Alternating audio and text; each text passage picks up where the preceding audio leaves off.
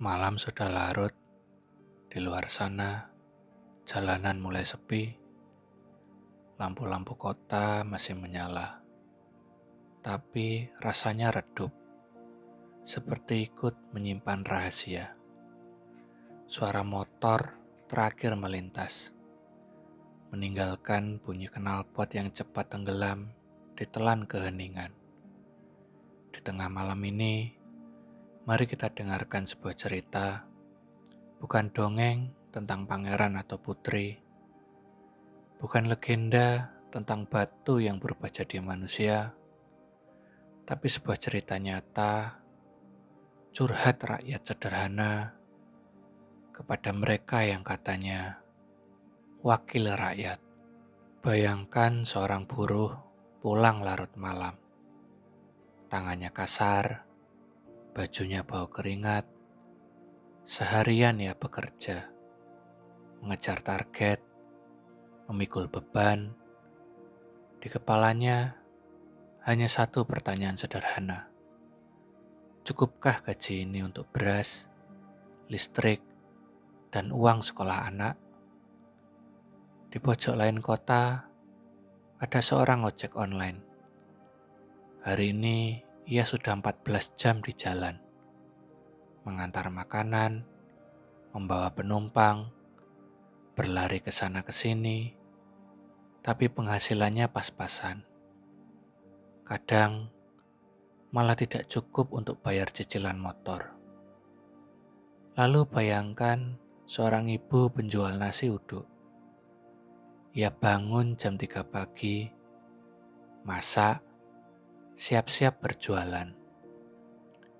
Hari ini dagangannya tidak habis, karena orang-orang lebih memilih menahan lapar. Harga-harga naik, daya beli turun. Itu suara rakyat malam ini. Lelah, tapi tetap bertahan. Sepi, tapi tetap berusaha tersenyum. Dan di tengah rasa lelah itu, rakyat mendengar berita tentang gedung megah di Senayan, tentang kursi empuk yang dilapisi kain merah, tentang para wakil rakyat yang diberi tunjangan 50 juta per bulan, hanya untuk hunian. 50 juta. Itu hampir 20 kali gaji seorang buruh pabrik. Itu bisa memberi makan ratusan keluarga selama sebulan. Dan ironinya, tunjangan itu diberikan saat rakyat berteriak karena harga beras naik dan listrik semakin mahal. Mereka menyebut dirinya wakil rakyat. Tapi mengapa terasa seperti wakil dirinya sendiri? Mereka duduk nyaman di kursi dingin ber-AC, sementara rakyat berkeringat, berdesakan di bus, berjuang di jalanan. Kalau saja rakyat bisa bicara langsung ke DPR, mungkin begini bunyinya. Pak, Bu, yang terhormat, kami bukan tidak tahu kerja kalian berat. Tapi apa kalian tahu betapa beratnya hidup kami?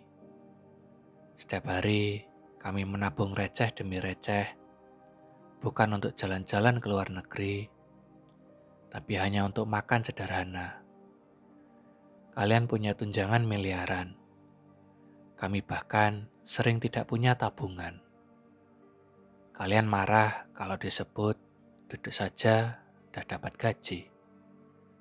Tapi kami lebih marah karena banyak dari kalian yang jarang hadir saat rapat, tapi tetap menerima uang penuh.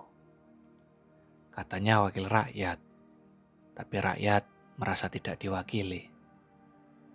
Katanya memperjuangkan suara kami, tapi suara kami hanya jadi slogan saat kampanye.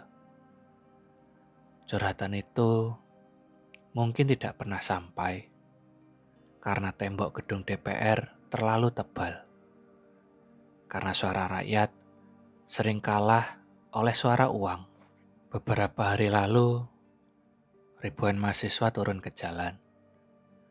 Mereka mengibarkan bendera, bukan merah putih, tapi bendera bajak laut, simbol perlawanan dari anime One Piece.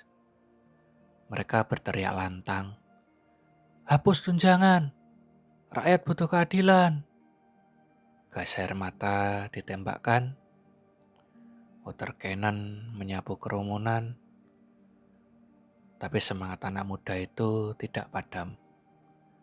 Karena di hati mereka hanya ada satu hal, harapan agar negeri ini tidak dikuasai serakahnya elit.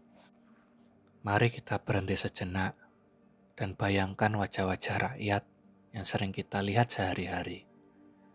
Seorang bapak tua duduk di pinggir jalan dengan becaknya. Ia sudah puluhan tahun menarik becak, tapi tetap hidup di rumah kontrakan sempit. Kadang ia bercanda sendiri. Dulu katanya negara akan sejahtera. Mungkin bukan giliran saya yang merasakan. Ada juga seorang anak sekolah yang berangkat tanpa sarapan, hanya membawa uang jajan Rp1.000. Tapi semangatnya tetap membara.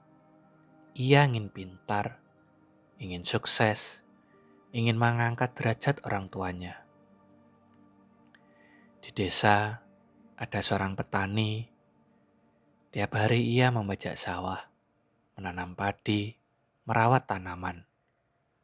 Tapi saat panen tiba, harga gabah jatuh, sementara pupuk naik. Yang seharusnya jadi senyum, malah jadi tangisan. Mereka semua adalah wajah-wajah yang seharusnya dibela. Mereka semua adalah rakyat yang suaranya dititipkan di kursi DPR. Tapi sayangnya, suara itu sering tenggelam. Mari kita ingat kembali saat pemilu tiba. Jalan-jalan penuh baliho, spanduk, dan senyum manis. Janji-janji dilontarkan. Pendidikan gratis, kesehatan terjamin, lapangan kerja luas. Rakyat percaya, rakyat berharap. Tapi setelah mereka duduk di kursi empuk, janji itu menguap begitu saja.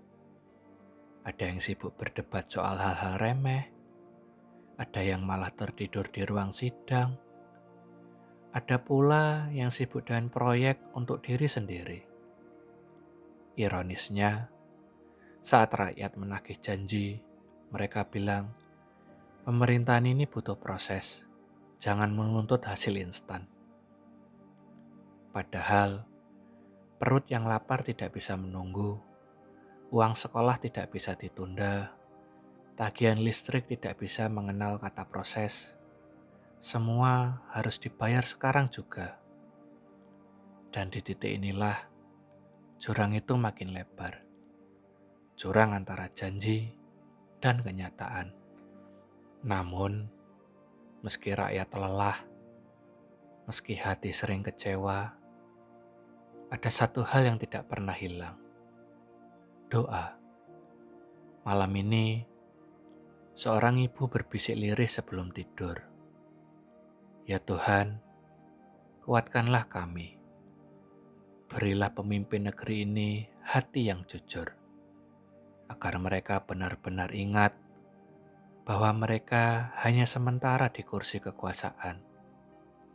Seorang ayah sambil menatap anak-anaknya yang sudah terlelap berdoa, semoga anak-anakku hidup di Indonesia yang lebih adil. Bukan Indonesia yang penuh tipu daya, tapi Indonesia yang penuh kasih dan keberkahan. Dan doa-doa itu, meskipun kecil, terbang tinggi menembus langit malam, menyatu jadi harapan. Karena rakyat tahu, kalau pemimpin lupa, Tuhan tidak pernah lupa. Dan begitulah curhat rakyat malam ini. Curhat yang mungkin tidak didengar, tapi selalu ada, selalu hidup, selalu berulang setiap hari. Semoga ketika pagi datang, para pemimpin bisa membuka mata karena suara rakyat, meskipun pelan, bisa menjadi gelombang yang menenggelamkan siapapun yang menutup telinga. Selamat malam, semoga tidurmu nyenyak, dan semoga besok kita masih punya harapan baru untuk negeri yang kita cintai ini.